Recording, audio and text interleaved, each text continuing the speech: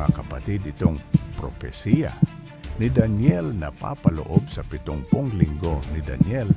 Ating basahin sa pahayag sa Niyebe, talata 1 hanggang 12. Ang trumpeta ay pahiwatig na malapit na ang buhos ng puot ng Panginoon. Kaya makinig sa pahayag na ibinigay sa atin.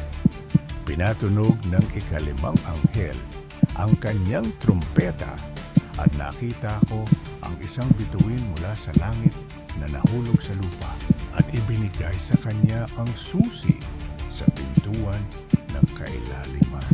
At nang buksan niya ito, lumabas ang makapal na usok na parang galing sa malaking hurno.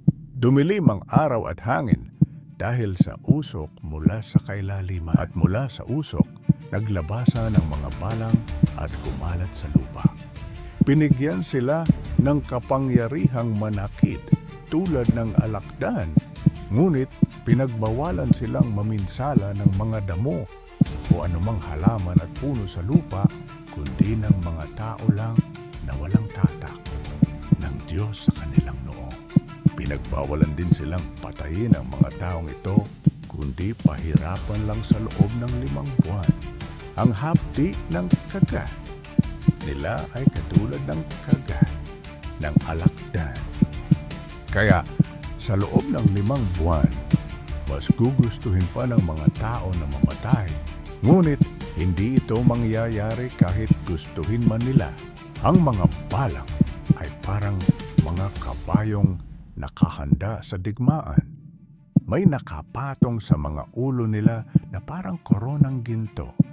Ang mga mukha nila ay parang mukha ng tao. Mahahaba ang buhok nila tulad ng sa mga babae, at ang ngipin nila ay parang ngipin ng leon. Ang kanilang mga dibdib ay may bakal na pananggalang, at ang kanilang mga pakpak ay may tunog na katulad ng mga karwaheng hinihila ng mga kabayong sumusugod sa digmaan. Ang buntot nilang tulad ng sa alakdan ay may kapangyarihang manakit sa mga tao sa loob ng 5 buwan. May haring namumuno sa kanila, ang anghel na mula sa kailaliman.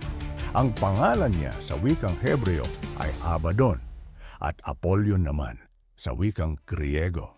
Lumipas na ang unang lagim, may 2 lagim pang darating.